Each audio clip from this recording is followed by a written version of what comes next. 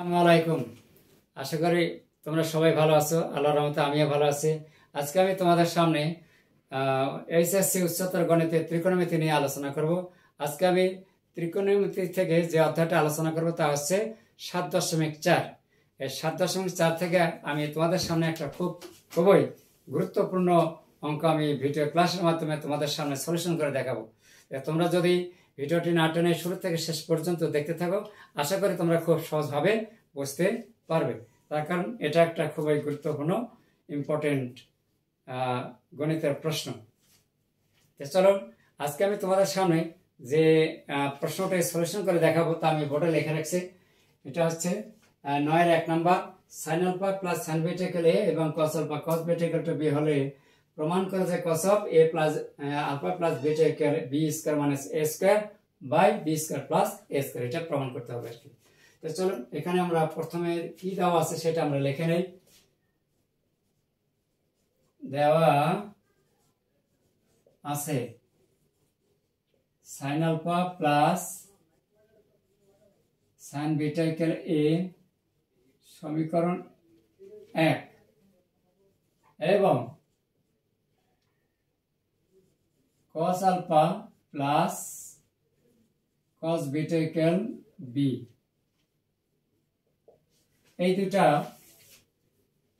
সমীকরণ এখানে দেওয়া আছে, লিখে নিলাম। এখন আমরা কি করব, প্রথম সমীকরণকে 1 নম্বর সমীকরণকে 2 নম্বর সমীকরণ দ্বারা ভাগ করব।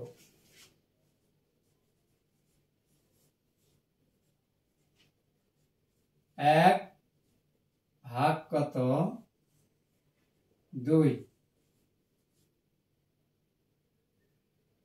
হতে পাই। তাহলে আগে কি আছে, বাম পাশেগুলো বামে ভাগ হবে আর ডান পাশেগুলো ডানে ভাগ করে দেব। তাহলে বাম থেকে আমরা পাচ্ছি sine alpha plus sine beta ভাগ cos আলফা cos বিটা। এই বাম পাশকে আমরা বাম পাশে ভাগ দিলাম। এখন ডান পাশে a বাই b হবে। এখন আমাদের এখানে একটা সূত্র অ্যাপ্লাই করতে হবে, sin c plus sin d। কি জানি আমরা, sin c plus sin c সমান আমরা জানি 2 sin c plus d by 2 cos c minus d by 2।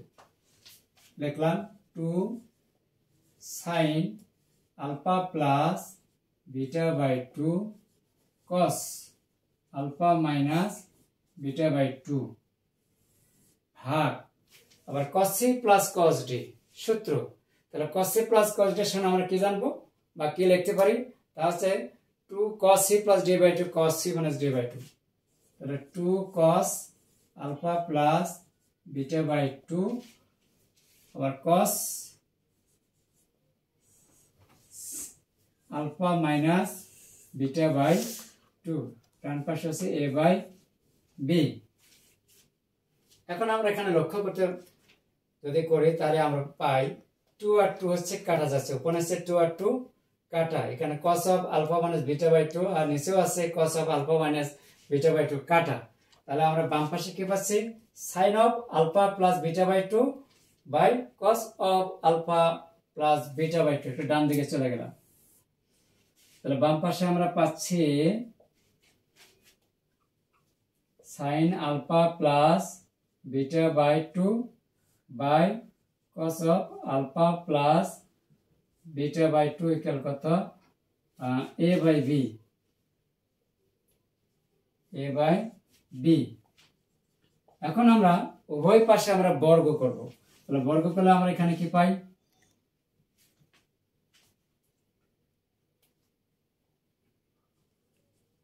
sin square alpha plus beta by 2 ভাগ cos স্কয়ার আলফা প্লাস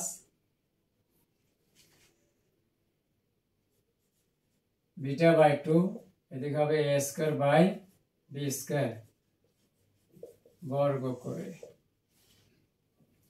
এখন আমরা এটা যোজন ও বিয়োজন করব। হ্যাঁ, এটা একটু বিপরীত করে আমরা লিখতে পারি, উপরে cos square alpha plus beta by 2 by sine square alpha plus beta by 2 equal হচ্ছে B square, B square by A square. এখন আমরা এটাকে প্রমাণ সাপেক্ষে বিয়োজন ও যোজন করে নেব আর কি।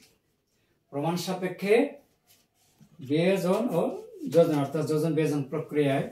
তাহলে ততক্ষণে এখন আমাদেরকে বাম পাশে যেটুকু আছে একটু আমাদেরকে ভ্যানিশ করে দিতে হবে।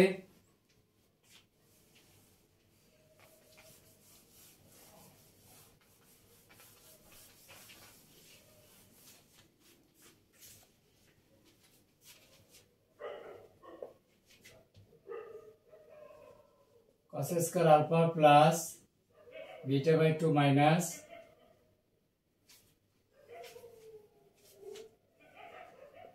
sin square alpha plus beta by 2 ভাগ